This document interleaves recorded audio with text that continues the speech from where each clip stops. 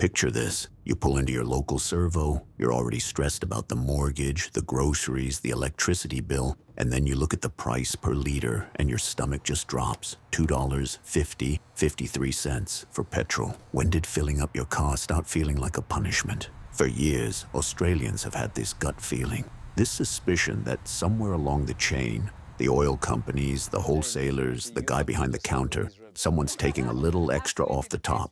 Usually that's just a vibe, something you complain about at the barbecue and move on from. But this time, there's a court judgment, a company that admitted in writing to lying to its customers for almost 4 years, and the number attached to it might genuinely shock you. Let's get into what actually happened, and whether it proves what a lot of Aussies have suspected all along. In February 2026, the federal court came down hard on Mobil Oil Australia, $16 million in penalties. That's the headline. The story underneath it is more interesting than a fine. Mobil Oil Australia isn't some small operator. It's owned by ExxonMobil, the American giant headquartered in Texas, supplying petrol, diesel, and other fuel products to retailers right across the country, which makes what happened next a bit harder to write off as some rogue franchise cutting corners. Between August 2020 and July 2024, 4 years, Mobil was selling regular, unadulterated petrol at 9 of its branded stations across North and Central Queensland. Towns like Aitkenvale, Barcaldine, Berserker, Bellawilla, Guthalungra, Proserpine, Rasmussen, Rural View, and Yeppoon, places where people don't have 5 servos to choose from. Sometimes it's the Mobil, or it's a 40-minute drive to the next town. On the signage at those pumps, big claims about Mobil Synergy fuel, special additives, cleaner engines, better performance, the whole premium pitch, except none of that was actually in the tank. The fuel being pumped was, in the ACCC's own words, the same or substantially the same as ordinary unadulterated fuel you could get down the road for less. People weren't just paying a bit more for a nicer logo. They believed they were protecting their engine, looking after the car they'd worked years to pay off. The ACCC's deputy chair, Mick Keogh, put it plainly when the case went public. A lot of people chose those particular stations specifically because they thought they were getting a different, better product for their car. That's not a minor technicality. That's the entire reason someone picks one Bowser over another. Take a farmer out near Barcaldine, the kind of story that would have played out at those 9 sites. Utes his lifeline, gets him into town, hauls gear, does the school run twice a week.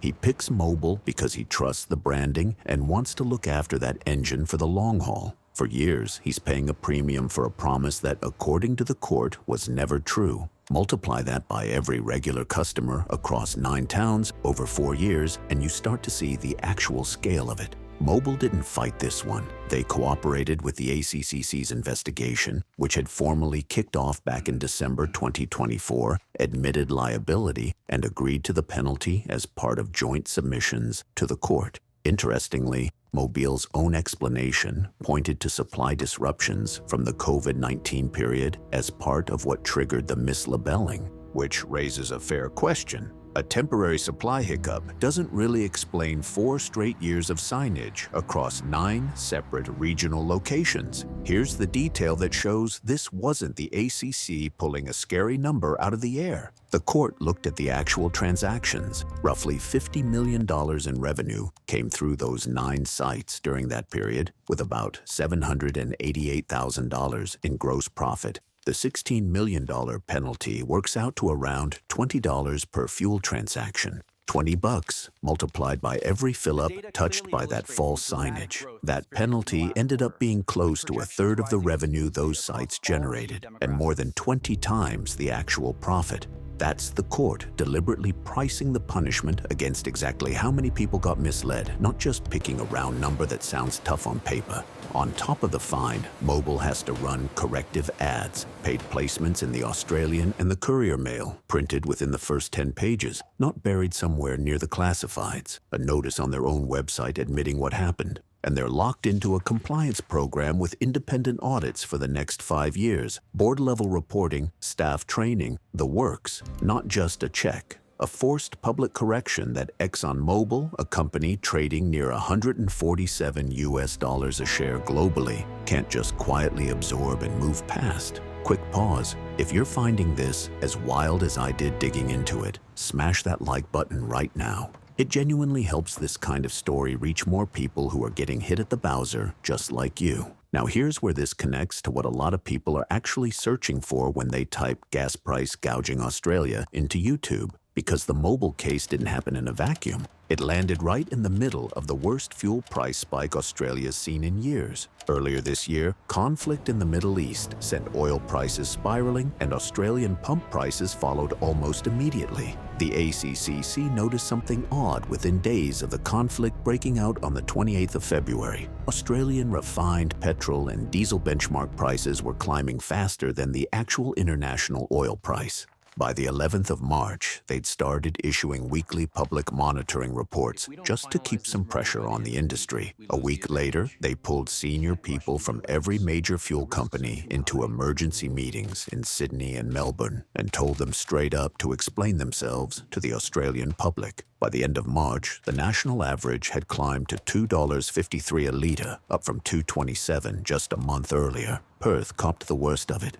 Nearly 60 cents a litre added in a matter of weeks. Darwin ended up with the highest prices of any capital city in the country. Picture a young family in Perth budgeting the school drop-off and the commute to the letter, watching 60 cents a litre disappear from their weekly budget almost overnight, with no warning and not much of an explanation from anyone. Out in the regions, it was worse. Farmers were reporting 2-week waits just to get diesel delivered, right when they needed it most for machinery and transport. The federal government stepped in with real supply measures, releasing up to 762 million litres from Australia's domestic fuel reserves and getting Ampol to commit around 100 million litres a month of extra petrol supply that would otherwise have been exported, blending it back into the domestic market instead. At the time, the country was sitting on about 39 days of petrol and 30 days of diesel in reserve, numbers most drivers never think about until they're standing at an empty Bowser. The government moved on pricing too. They halved the fuel excise for 3 months starting the 1st of April, cutting it from 52.6 cents a litre down to 26.3. And they doubled the maximum penalty for this kind of conduct from $50 million to $100 million, specifically so cases like Mobil's would sting a lot more the next time around. And there was a next time brewing already. Not long after the Mobil penalty was handed down, the ACCC opened a fresh investigation, this time into all 4 major players at once: Ampol, BP, Mobil, and Viva Energy, over alleged anti-competitive conduct in how diesel actually gets supplied to regional and rural Australia. Those 4 companies control the vast majority of the country's fuel import and refining infrastructure, and they largely supply their own branded networks directly. If you live outside a capital city and you've ever wondered why the big-name station down the highway had fuel while your local independent ran dry, that's the kind of question this investigation is trying to answer.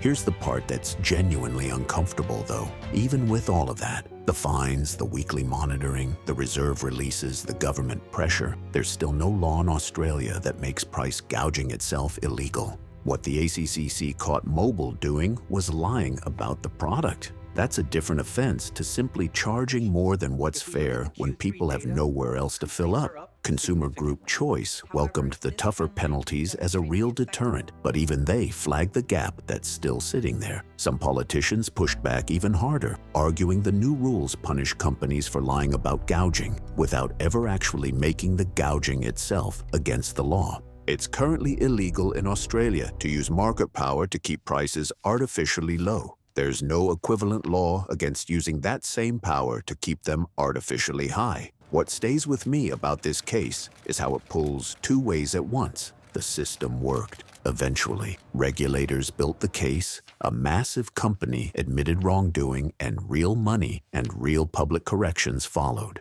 But it took 4 years of false signage before anyone paid for it. 4 years of people in small Queensland towns paying extra for a promise that wasn't real. And even now, with prices spiking and families stretched thin at the Bowser, there's still no clear line in the law that says you can't just take advantage of people because they've got nowhere else to go. Maybe the real takeaway isn't about one company or one fine. It's about paying attention, checking a fuel price app before you commit to a servo, reading the signage a bit more skeptically, remembering the loudest claim on the pump isn't always the truest one, because the people who caught this weren't psychic. They followed the receipts, the revenue, the transactions, all the way back to 9 little towns most Australians have never heard of. If this made you look at your local servo a bit differently, tell me in the comments. Has fuel where you live gone up more than it should have? And if you want more of these deep dives into the stuff hiding in plain sight, hit subscribe so you don't miss the next one.